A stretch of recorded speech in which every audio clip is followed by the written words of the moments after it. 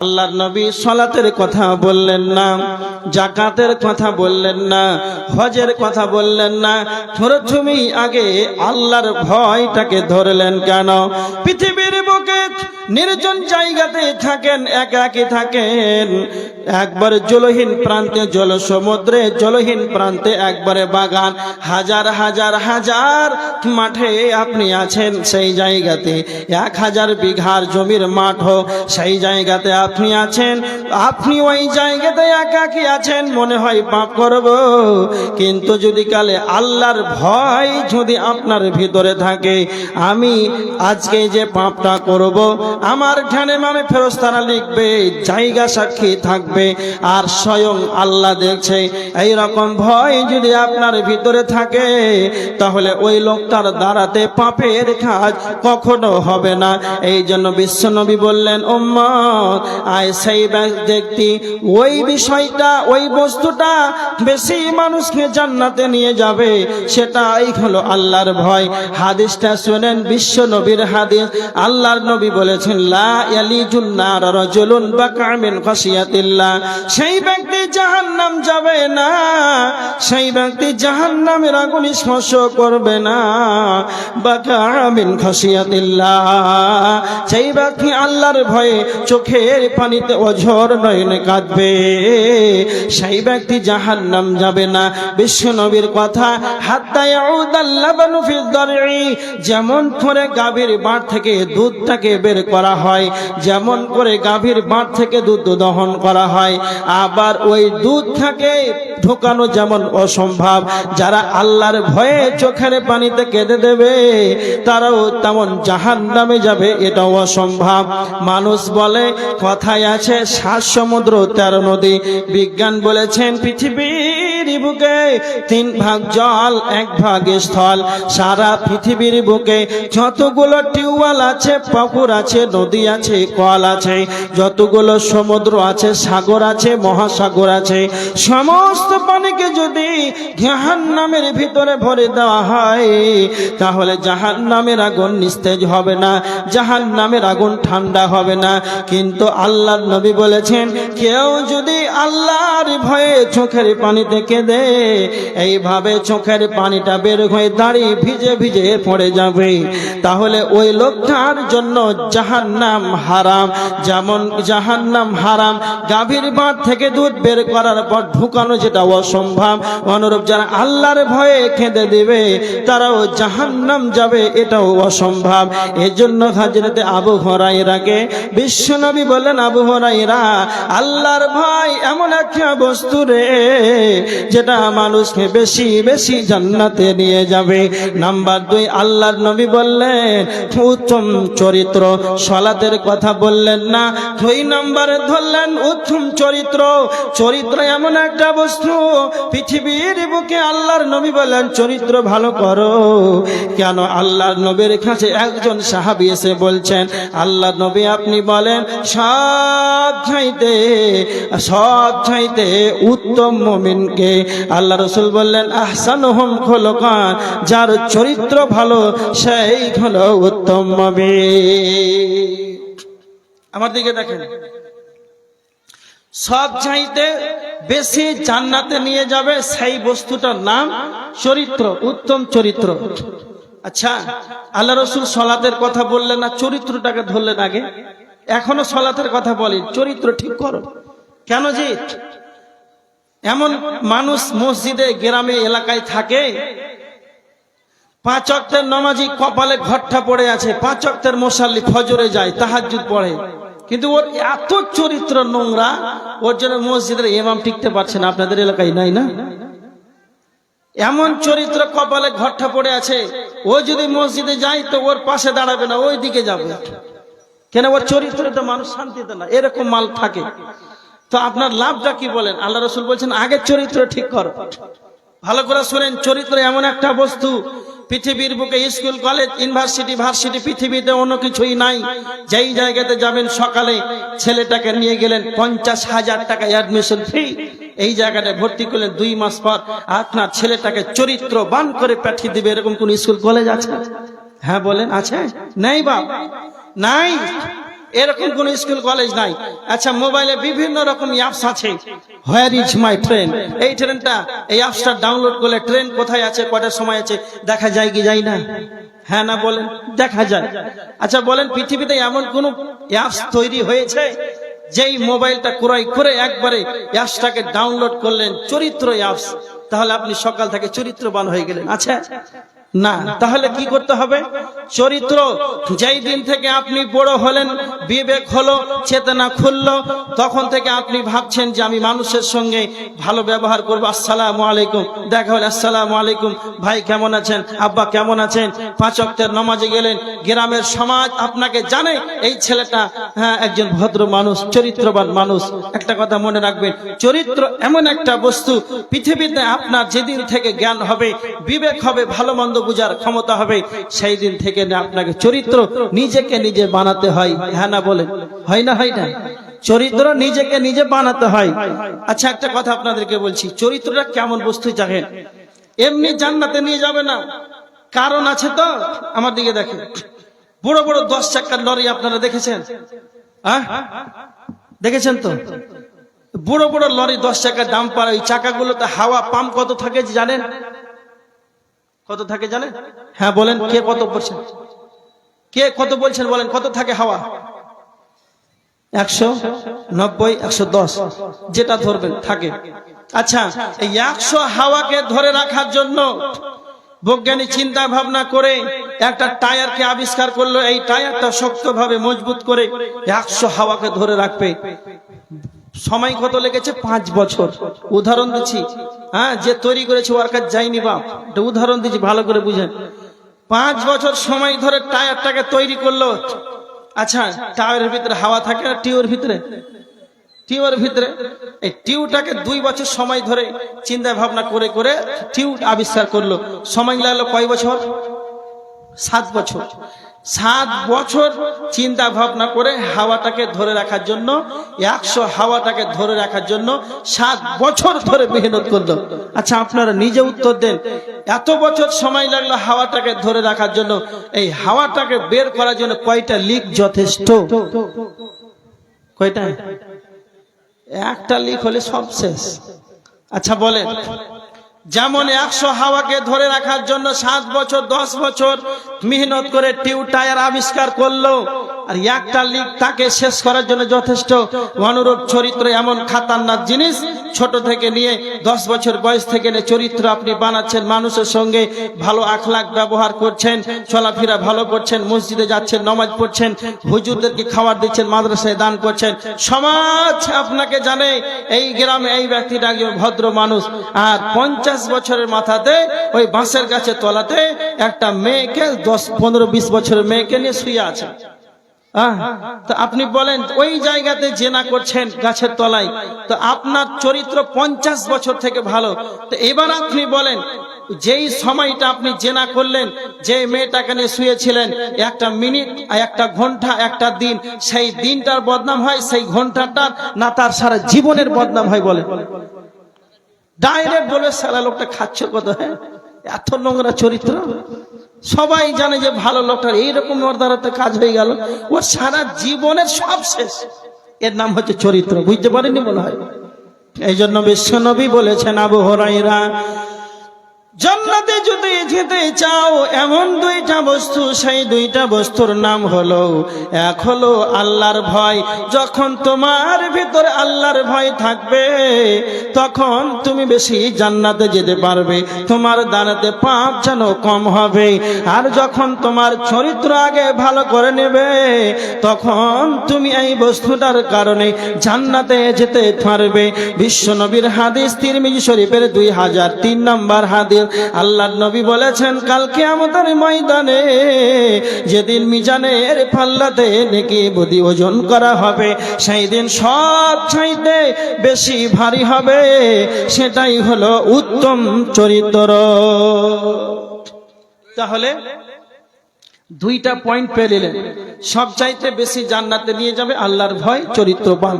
এবার আমার দিকে দেখেন, বিখ্যাত সাহাবী হযরত আবু হুরায়রা রাদিয়াল্লাহু তাআলা আনহু তিনি বলছেন, আবার নবীজিকে প্রশ্ন করছেন, আল্লাহর নবী আপনি বলেন, আন আকসারি মা ইদখিলুন নাসান নার, আপনি বলেন কি এমন বস্তু রয়েছে সেই বস্তুটার কারণে মানুষ বেশি বেশি জাহান্নামে চলে যাবে। আবার বিশ্বনবী দুইটা কথা বললেন, এক নাম্বার হলো আল ফাহম, দুই নাম্বার হলো আল ফার। এক নাম্বার হলো মুখমণ্ডল, দুই নাম্বার হলো লজ্জাস্থান। লজ্জাস্থান আর এই মুখমণ্ডলের কারণে বেশি মানুষ জাহান্নামে চলে যাবে। আল্লাহ আমাদেরকে কথা বলার ক্ষমতা দিয়েছেন, আল্লাহ আমাদেরকে জবান দান করেছেন, আল্লামাহুল বায়ান। পৃথিবীর বুকে মানুষের চাইতে বড় বড় প্রাণী আছে, মানুষের চাইতে বড় বড় প্রাণী আছে, শক্তিশালী প্রাণী আছে, কিন্তু আল্লাহ তাদের মুখে তালা মেরে দিয়েছেন, তাদের কথা বলার ক্ষমতা নাই। কিন্তু আমাদেরকে আল্লাহ কতটা ভালোবাসেন, আল্লাহ আমাদেরকে জবান দিয়েছেন, কথা বলার ক্ষমতা দিয়েছেন। আল্লাহ আমাদেরকে যেমন কথা বলার ক্ষমতা দিয়েছেন, কিন্তু মনে রাখবেন জিহ্বা দিয়েছেন, আল্লাহ আমাদেরকে কথা বলার ক্ষমতা দিয়েছেন। আর এই জীবের কারণে বেশি মানুষ জাহান্নামে চলে যাবে। আমার দিকে লক্ষ্য করেন, এমন একটি এই জীব, এমন একটা বস্তু, এইটাকে যদি আপনি কন্ট্রোল না করেন তাহলে জাহান্নামে চলে যেতে হবে। এদিকে দেখেন, জাহান্নামে সব চাইতে বেশি কোন বস্তুটা নিয়ে যাবে? আচ্ছা আপনারা কি শুনলেন বলেন তো, কি শুনলেন? জাহান্নামে কোন বস্তুটা বেশি নিয়ে যাবে? জবান, জিভ, এই মুখ এত খাতারনাক যে জাহান্নামে নিয়ে যাবে। মানুষের সঙ্গে কথা বলছেন, কত ভালো লাগছে, এক কাপ চায়ের দোকানে এক কাপ চা খাওয়ার জন্য আপনাদের এলাকার মানুষ 2 ঘন্টা বসে থাকে না? থাকে না? হ্যাঁ না বলে, থাকে না? থাকে না? ওখানে ও মুখে তালা মারা থাকে না? ওখানে চায়ের দোকানে প্রধান বক্তা হয়। আশ্চর্য ব্যাপার যে এক কাপ চায় 3 টাকা দামের বক্তা 2 ঘন্টা চালাচ্ছে। 3 টাকা 5 টাকা চায়ের দাম 2 ঘন্টা চালাচ্ছে। এত প্রধান বড় বক্তা, ডাকতে হয় না, এসে খেচার খেচার করে চায়ের দোকানে বসতো, জায়গা করে দিবে। কত মজা লাগছে, হ্যাঁ, খুব খাতারনাক। এই জন্য আমি একটা কথা বলি যে চায়ের দোকানে এমন একটি জায়গা, আচ্ছা ইস্টার্ন ব্যাংক, পাঞ্জাব ব্যাংকে টাকা জমা করা হয় না? হয় না? হয়। ওই জন্য আমি একটা কথা বলি, পাঞ্জাব ব্যাংকে যেমন টাকা জমা করা হয়, স্টেট ব্যাংকে যেমন টাকা জমা করা হয়, অনুরূপ চায়ের দোকানটা এমন একটি ব্যাংকিং ব্যবস্থা, ওখানে পাম্প জমা করার একটা ব্যাংকিং ব্যবস্থা, ওখানে পাম্প জমা হয়। কিসের পাম্প? এই জিহ্বার পাম্প। মারামারি কাটাকাটি এটা হয় না হতো, এই জীবের পাম্প। মানুষের পরনিন্দা, পরচর্চা, সমালোচনা কিসের দ্বারাতে হয়? পায়ের দ্বারাতে, হাতের দ্বারাতে না মুখের দ্বারাতে? এই জবান, এই জবানের কারণে মানুষ বেশি জাহান্নামে চলে যাবে। একটা কথা মনে রাখুন, ক্ষমতা দিয়েছেন আল্লাহ, এমন আমাদেরকে আবার টাইট করে দিয়েছেন। আল্লাহ বলেছেন সূরা কাফ 17-18 নম্বর আয়াত, ইয ইয়াতালাক্কাল মুতালাক্কিয়ানি আনিল ইয়ামিনি ওয়া আনিশ শিমালি কাঈদ। আল্লাহ বলেছেন আমি তোমাদের ডানে বামে 2 জন ফেরেশতাকে নিয়োজিত করে রেখেছি। মা ইয়ালফিযু মিন কাওলিন ইল্লা লাদাইহি রাকীবুন আতীদ। তুমি তোমার জবান দিয়ে যাই কিছু উচ্চারণ করো না কেন, আমার সংরক্ষণকারী ফেরেশতা সমস্ত কিছুই যেন লিপিবদ্ধ করছে। তুমি 2 ঘন্টা চায়ের দোকানে তুমি মানুষের গীবত করলে, সমালোচনা করলে, তুমি মনে রেখে দাও আমার সংরক্ষণকারী 2 জন ফেরেশতা যেন নিয়োজিত আছে। জবান তুমি যা বলবে সব কিছুই যেন লিপিবদ্ধ হচ্ছে। একটা মানুষ 30 বছর থেকে নিয়ে 77 বছর পর্যন্ত 40 বছর ধরে চায়ের দোকানে যদি খালি 2 ঘন্টা করে মানুষের সমালোচনা করে, 40 বছরে কত হতে পারে পাপের পাহাড়ে পরিণত হয়ে যাবে। এই জন্য আমি বলতে চাই, পাঞ্জাব ব্যাংকে যেমন টাকা জমা করা হয়, অনুরূপ চায়ের দোকানে মানুষ পাপগুলোকে জমা করে। এইভাবে পাপ জমা করতে করতে করতে 77 বছর থাকে যেন অতিক্রম করে দিল, পাপের পাহাড়ে পরিণত করে দিল। এই জন্য আপনাকে বলতে চাই জিহ্বা বেশি বেশি মানুষকে জাহান্নামে নিয়ে চলে যাবে। এই জন্য জবানকে হেফাজত করতে হবে।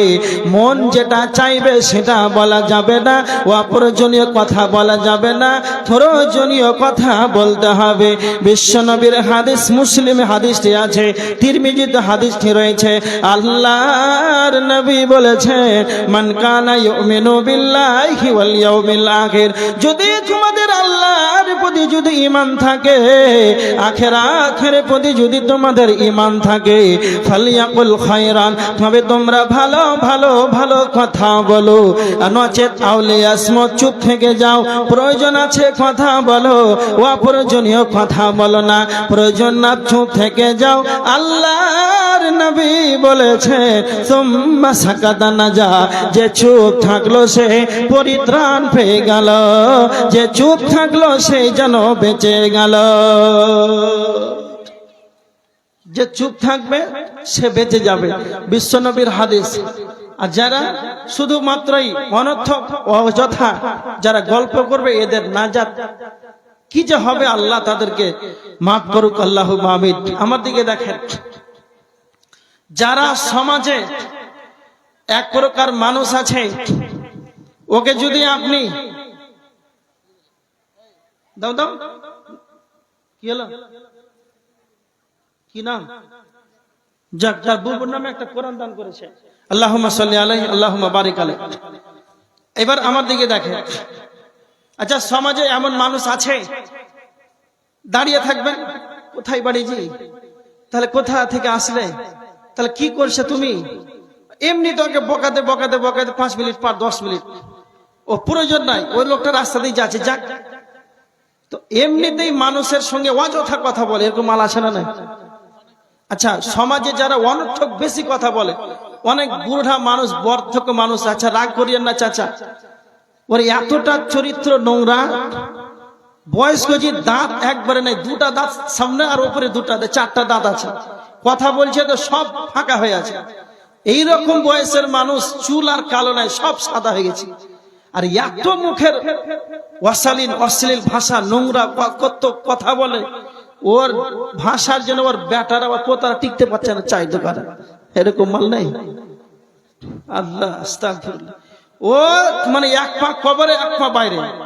কলকাতায় আমি পড়ছিলাম, আমার এক শিক্ষক বক্তব্যের মধ্যে মাঝে মধ্যে বলে যে এক পা কবরে এক পা বাইরে। আমি প্রশ্ন করি, হুজুর এক পা কবরে এক পা বাইরে, এর মানেটা কি? বলছে খাপা, এক পা কবরে মানে ও শেষ। আল্লাহ রাসূল বলেছেন 60 থেকে 70 বছর মানুষ বাঁচে, ওর সব পেকে গেছে, সাদা হয়ে গেছে, ওর ফোগলা সব দাঁত ঝরে গেছে, মানে ওর কবরে যাওয়ার সব লক্ষণ চলে এসেছে, মানে ঢুকে গেছে, মরলে ভরে দিবে ওকে। এইরকম একটা বয়সের মানুষ এত অকথ্য নোংরা ভাষায় কথা বলে, ওর বেটারা চা খেতে যেতে পারছে না, ওই বুড়ার লেগে। এইরকম সমাজে মানুষ আছে যারা এইরকম নোংরা নোংরা কথা বলে, ওদেরকে মানুষ মূল্যায়ন করে? ওদের কথার ওজন আছে? আছে? নাই। কিন্তু আমার দিকে দেখেন, যারা কম কথা বলবে, অযথা নোংরা কথা বলবে না, অপচয় সময় নষ্ট করবে না, অপচয় কথা বলবে না, অশালীন কথা বলবে না, সমাজে এমন মানুষ আছে কম কথা বলবে, কম কথা বলবে। যখনই কোনো কথা বলবে, মসজিদে মিটিং এ হোক, গ্রামে কোনো প্রয়োজনের ক্ষেত্রে হোক, তখন সে দামি দামি মূল্যায়ন কথা বলে। আমার দিকে দেখেন, যারা যখন প্রয়োজনে মূল্যায়ন কথা বলে, ওদের দিকে মুখ পানে মানুষ চেয়ে থাকে না যে আব্দুল সাত্তার বাড়ি এসেছে, কিছু বলবে। আপনাদের গ্রামে একজন মৌলানা আছে, আব্দুল সাত্তার সালাফি সাহেব আছে না আছে জান না, উদাহরণ দিচ্ছি বাপ, তখন সকালে খুঁজবেন যে ওর বাড়ি কোথায়। তো আব্দুল সাত্তার সালাফি সাহেব ভালো আলেম, বাইরে শিক্ষকতা করে, কোথায় উত্তর দিনাজপুর চাকুলিয়াতে, সপ্তাহে একদিন বাড়ি আসে। একজন ভদ্র আলেম, বড় আলেমের দিন বুখারী পড়ায়। তো যখন বাড়ি আসে শুক্রবারে সকালে দার্স দেয়, ভালো ভালো কথা বলে। তো যখন বাড়িতে থাকে না, মানুষ ওর অপেক্ষায় থাকে না, যে ওই ভালো মানুষটা আসবে, তোর মুখ পানে চেয়ে থাকবে যে মৌলানা সাহেব আপনি তো এতদিন পর বাড়ি এলেন, তো কিছুটা একটা বলেন। তার শোনার জন্য মানুষ অপেক্ষায় থাকে। আর যারা অযথা নোংরা অকথ্য ভাষায় কথা বলে, ওদের থেকে মানুষ দূরে পালাই না। এই জন্য বিশ্ব নবী বলেছেন, আবু হুরায়রা জাহান্নামে সবচাইতে বেশি বস্তুটা জাহান্নামে নিয়ে যাবে, তার নাম হলো এই জবান। এই জবানকে কন্ট্রোলে রাখতে হবে। 2 নাম্বার হলো লজ্জাস্থান। লজ্জাস্থানের কারণে বেশি মানুষ জাহান্নামে চলে যাবে। আল্লাহ সুবহানাহু ওয়া তাআলা পরহেজগার ঈমানদারকে কোরআনের ভিতরে একবার নয় কয়েকবার ভাবে বলেছেন, হে মুমিন সকল, তোমরা তোমাদের লজ্জাস্থানের হেফাজত করো। আল্লাহর নবী বলেছে, যদি খালে তোমরা তোমাদের লজ্জাস্থানের হেফাজত করো, তোমরা তোমাদের জবানকে যদি কন্ট্রোলে রাখো, যদি খালে তোমরা তোমাদের জবান এবং লজ্জাস্থানের যদি জিম্মেদারি নিয়ে নাও, আমি নবী মুহাম্মদ তোমাদের জান্নাতের গ্যারান্টি নিয়ে নিলাম। এই দুটা বেশি মানুষকে জাহান্নামে নিয়ে যাবে। আর আল্লাহর নবীর হাদিস যে সংরক্ষণ করবে, হেফাজত করবে, আল্লাহ রাসূল বলছেন আমি তার জান্নাতের গ্যারান্টি নিলাম। অত সহজ ব্যাপার না। এবার আমার দিকে তাকান। আর কেন মানুষ জাহান্নামে যাবে? কাল কিয়ামতের ময়দানে আল্লাহ সুবহানাহু ওয়া তাআলা সমস্ত মানুষকে যেদিন একত্রিত করবেন, ইসরাফিল যেদিন দ্বিতীয়বার সিংহায় ফুৎকার দিয়ে দেবে, আল্লাহ সুবহানাহু ওয়া তাআলা বলেছেন সূরা ইয়াসিনের 51 নম্বর আয়াত, ফাইদা হুম মিনাল আজদাস ইলা রাব্বিহিম ইয়ানসিলুন। যেদিন ইসরাফিল দ্বিতীয় সিংহার সেই ফুৎকার দিয়ে দেবে, কবর থেকে আল্লাহর দিকে, মহান পালন কর্তার দিকে দণ্ডায়মান হবে, দৌড়ে দৌড়ে আল্লাহর কাছে যাবে। আল্লাহ সুবহানাহু ওয়া তাআলা সূরা নাবার 18 নম্বর আয়াতের ভিতরে আল্লাহ বলেছেন, যেই দিন সিংহায় ফুৎকার দেওয়া হবে, ইয়াউমা ইনফাখু ফিস-সূরি ফাতাতুনা আফওয়াজা, সেই দিন সকলেই যেন দল দল যেন কিয়ামতের ময়দানে উঠবে, একত্রিত হবে। আল্লাহ সুবহানাহু ওয়া তাআলা বলেছেন সূরা ইনফিতারের 16 নম্বর আয়াত, ওয়া মা হুম আনহা বিগায়িবিন, সেই দিন যেন কেউ পৃথক থাকবে না, সেই দিন কেউ আলাদা থাকবে না, সকলেই যেন উপস্থিত থাকবে, কেউ সেদিন অনুপস্থিত থাকবে না, কারো বলার ক্ষমতা নাই ওই ভেজালের দিন আমি যাব না।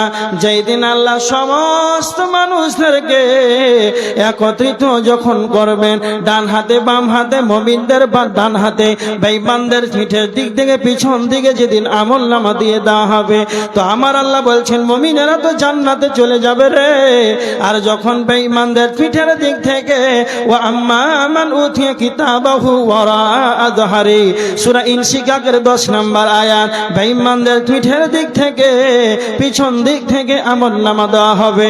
আল্লাহ সুবহানাহু ওয়া তাআলা বলেছেন সূরা আল হাক্কার ভিতরে, ওয়া আম্মা মান উতিয়া কিতাবাহু, ওয়া আম্মা মান উতিয়া কিতাবাহু বিশিমালিহি ফায়াকুলু ইয়া